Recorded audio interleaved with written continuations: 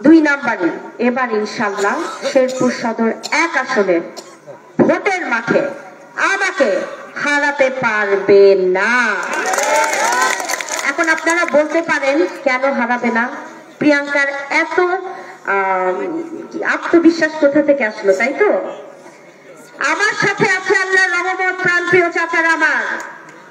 আমি কারো ক্ষতি করি নাই, আমি কোনো অন্যায় করি নাই, আমি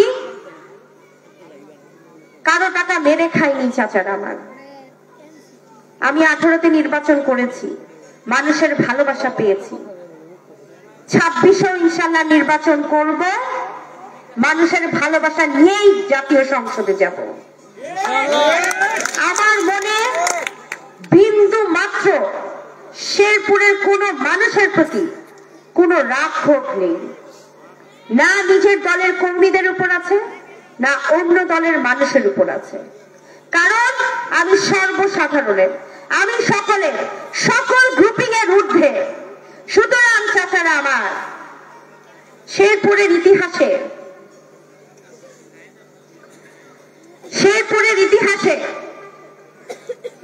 আমাদের পূর্ব অঞ্চল সবসময় ভোটের মাঠে জিতে যেত। কেন জিতে যেত এটা তো আপনারা জানেন। এই ইতিহাস কি জানা আছে না? আমি মনে করাই দেব। কোনটা জানেন না? মনে করাই দেব। হ্যাঁ, মনে করাই দেব।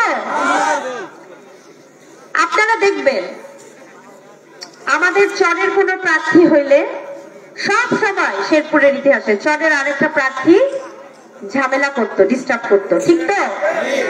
করতো না?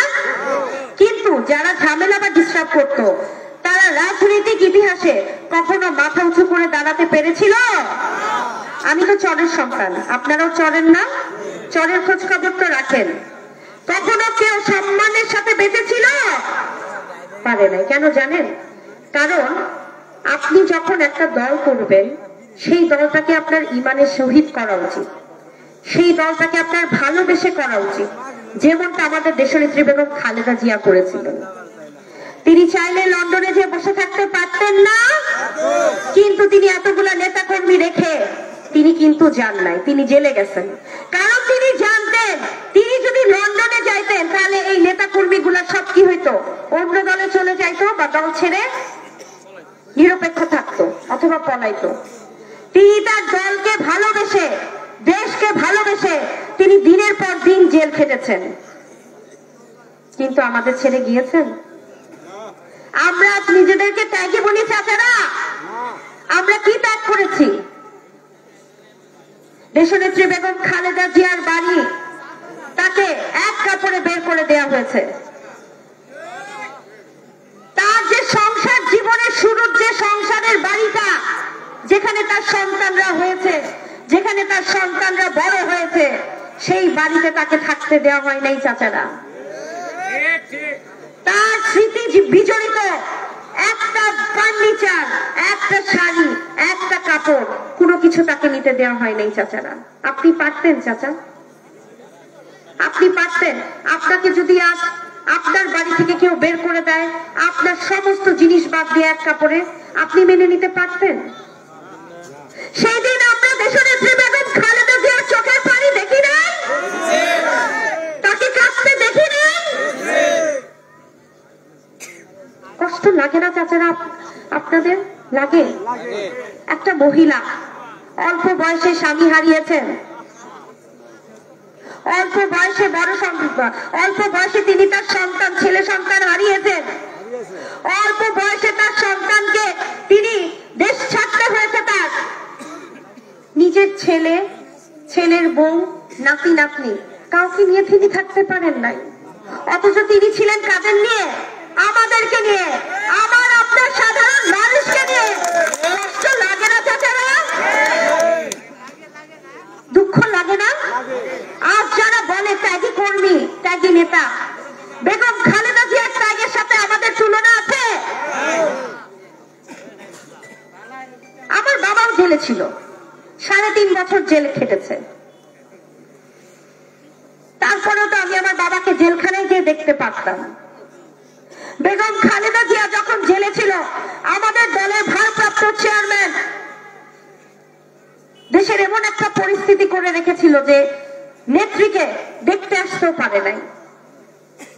একবার চিন্তা করে দেখেন তো চাচা, বছরের পর বছর আপনার সন্তান বিদেশ, আপনাকে দেখতে আসতে পারে না, কেমন লাগবে আপনার? আপনি আপনার নাতি নাতনিদের নিয়ে খেলা করতে পারেন না, কেমন লাগবে আপনাদের? একবার চিন্তা করেন তো আপনারা। আমরা ইতিহাস ঘাঁটি না, আমরা শুধু পদ পদবী ক্ষমতা এগুলোর জন্য রাজনীতি করি। এটা কি ঠিক? এটা কি উচিত? আপনারা একবার চিন্তা করেন, দেশনেত্রী বেগম খালেদা জিয়ার ত্যাগের কাছে আমাদের কারো কোনো ত্যাগের তুলনা হয়? হবে না চাচারা, সম্ভব না। শহীদ প্রেসিডেন্ট জিয়াউর রহমানকে খুন করা হয়, তিনি সহ্য করেছেন। বাড়ি থেকে বের করেছে, তিনি সহ্য করেছেন। তার সন্তান কিছুটা অত্যাচার নির্যাতনের শিকার হয়ে মৃত্যুবরণ করেছে, সহ্য করেছেন। আরেক সন্তান দীর্ঘদিন দেশে আসার নিরাপত্তা, এখন পর্যন্ত তার নিরাপত্তা নাই, সেটাও তিনি সহ্য করেছেন। কিন্তু দেশের মাটি তো ছাড়েননি দেশনেত্রী বেগম খালেদা জিয়া। কাজেই এটা সেই দল, যেই দলের নেত্রী আমাদেরকে পলাতে শিখায় নাই চাচারা। আর শিখাই নেই দেখে আমি ডাক্তার প্রিয়াঙ্কা 2018 সালে নির্বাচনের সময়, নির্বাচনের দিন, নির্বাচনের আগে যখন আমার গাড়ি বহরে হামলা করা হয়, আমার নেতা কর্মী এবং আমার আত্মীয় স্বজনকে অ্যারেস্ট করা হয়, আমার মা খালা ভাইয়ের হাত থেকে রক্ত বের হয়, রক্তাক্ত করা হয়, আমি ডাক্তার প্রিয়াঙ্কা চাইলে ঢাকা শহরে চলে যেতে পারতাম না?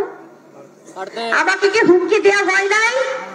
আমাকে বলা হয়েছে নির্বাচনী মাঠ ছেড়ে দাও, নইলে তোমার বাসায় আগুন ধরিয়ে দেওয়া হবে, নির্বাচনী মাঠ ছেড়ে দাও এত টাকার বিনিময়। আমি তো ছাড়িনি, কারণ আমি জানতাম আমি যদি সেই দিন আপোষে যাই, আমার এই নেতা কর্মীগুলো কই যাবে? আমার বাবা তো জেলে, আমি তাদেরকে বিপদের মুখে ঠেলে আমি তো প্রিয়াঙ্কা পালাতে পারবো না। আমি তো পালাইনি, পালিয়েছিলাম চাচারা আমার। পরবর্তীতে ইলেকশন পরবর্তীতে আমাকে হুমকি দেওয়া হয়, আমি যদি শেরপুরে আসি তাহলে আরো নেতা কর্মীকে অ্যারেস্ট করা হবে, আমার আত্মীয় স্বজনকে অ্যারেস্ট করা হবে, আমাদের বাসায় আগুন দেওয়া হবে। তখন বলেন চাচারা, আপনাদের জীবনের নিরাপত্তার তাগিদে, আমার আত্মীয় স্বজনের নিরাপত্তার তাগিদে আমার কি করা উচিত ছিল? অনেক সময় বৃহত্তর স্বার্থে কিছু ত্যাগ তো করা উচিত। আমি প্রকাশ্যে অপ্রকাশ্যে গোপনে আপনাদের খোঁজ খবর রাখতাম, কিন্তু আমি আপনাদের ক্ষতি হোক সেটা কোনোদিন চাইনি চাচারা আমার। আমি তো আপনাদের সন্তান, আমি চরের মেয়ে। আমার বাবার ব্যবসা বাণিজ্য ধ্বংস করা হয়েছে, তার রাজনৈতিক জীবনের বহু ত্যাগ তিতিক্ষাতে যে জুলুম আছে, তিনি তো আপনাদের ছেড়ে যান নাই। দেশনেত্রী বেগম খালেদা জিয়া দেশ ছেড়ে যান নাই, আমি প্রিয়াঙ্কা কিভাবে আপনাদের রেখে যাব? আর আমি সদর 1 আসনে এবার নিয়ে 2 বার মনোনীত প্রার্থী হলাম, আমি কি এই মাঠ ছেড়ে চলে যাব চাচারা আমার? 100 কোটি টাকার বিনিময়ে আমি এই মাঠ ছাড়বো না চাচারা।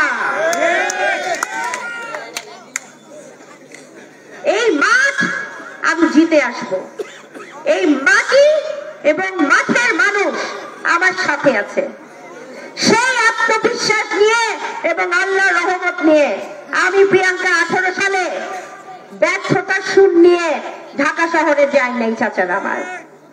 শেরপুর সদর 1 আসনের মানুষ, সারা বাংলাদেশের মানুষ ডাক্তার প্রিয়াঙ্কাকে চিনেছে আপনাদের কারণে। 2026-এর নির্বাচনেও আমি প্রমাণ করে দিব